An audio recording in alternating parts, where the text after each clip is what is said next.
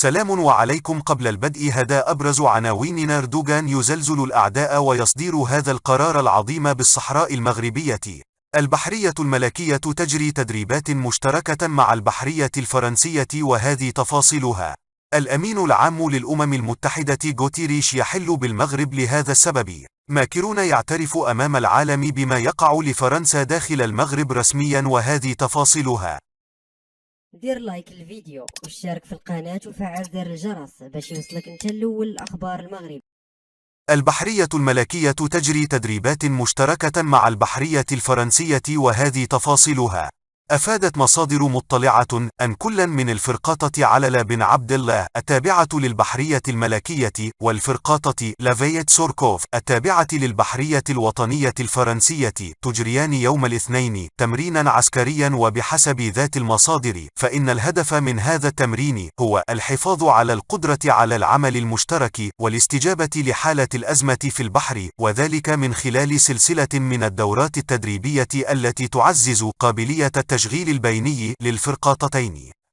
ويضيف المصدر نفسه أن هذه النسخة 26 من التمرين ستسمح للبلدين بالتدريب بشكل مشترك على الرصيف ثم في البحر في مجالات المراقبة والأمن البحري وتبادل الخبرات الخاصة بكل منهما من أجل الحفاظ على قدرة الطرفين على العمل المشترك والاستجابة إذا لزم الأمر في حالة أزمة في البحر.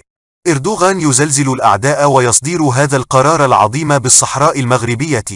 تلقى النظام العسكري الحاكم في الجزائر صفعة أخرى بعدما أعطى الرئيس التركي رجب طيب أردوغان أوامره بشكل مباشر إلى رئيس مكتب الاستثمار التابع للجمهورية التركية بوراك داغلي أوغلو من أجل الاستثمار في الأقاليم الجنوبية المغربية.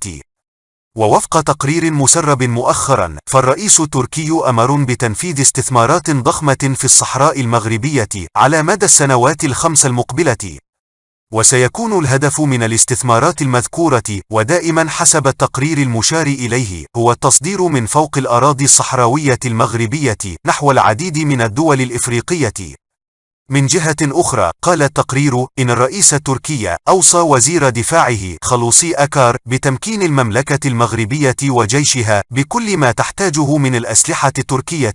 الأمين العام للأمم المتحدة غوتيريش يحل بالمغرب لهذا السبب من أجل المشاركة في الملتقى التاسع للحضارات الذي تنظمه هيئة الأمم المتحدة بمدينة فاس يوم غد الثلاثاء. حل الأمين العام لمنظمة الأمم المتحدة أنطونيو غوتيريش قادما من قطر بعد حضوره افتتاح كأس العالم، حيث كان في استقباله الممثل الدائم للمغرب لدى الأمم المتحدة عمر هلال. وحسب اللجنة المنظمة لملتقى الحضارات سيلقي أنطونيو غوتيريش كلمة خلال الجلسة الافتتاحية. ماكرون يعترف أمام العالم بما يقع لفرنسا داخل المغرب رسميا وهذه تفاصيلها. استعمال اللغة الفرنسية تراجع في الدول المغاربية. قال الرئيس الفرنسي إيمانويل ماكرون إن استعمال اللغة الفرنسية تراجع في دول المغرب العربي مقارنة بوضعها قبل 20 أو 30 عاما، مشددا على ضرورة استعادة مكانتها. جاء ذلك خلال لقاء بين ماكرون والسفراء الشباب للفرنكوفونية في جزيرة جربة جنوب شرقي تونس على هامش الدورة 18 للقمة الفرنكوفونية، وفق مقطع مصور بثته الرئاسة الفرنسية. وردا على سؤال أجاب ماكرون بأن اللغة الفرنسية تمتد ديموغرافيا في بعض البلدان الفرنكوفونية، ولكن يجب أن نكون واضحين أن هناك تراجعا حقيقيا للغة الفرنسية في دول المغرب العربي. وشدد على أن الفرنسية شهدت تراجعا في استخدامها لدى الشعوب المغاربية على عكس ما كان عليه الوضع قبل 20 أو 30 عاما. واعتبر ماكرون أن هناك أسبابا سياسية لهذا التراجع ووجود رغبة في استعمال لغات أخرى، وكذلك وجود لغة إنجليزية سهلة الاستعمال، مؤكدا أن التحدي الحقيقي أمام الفرنكوفونية هو تعزيز استخدام اللغة الفرنسية خصوصا في قارة أفريقيا حيث تستخدم على نطاق واسع.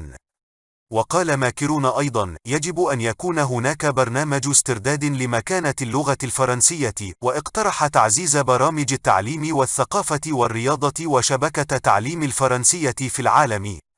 ووفق بيانات المنظمة الدولية للفرنكوفونية، فإن عدد المتحدثين بالفرنسية يناهز 321 مليون شخص في العالم، ما يجعلها في المرتبة الخامسة بين اللغات الأكثر انتشاراً.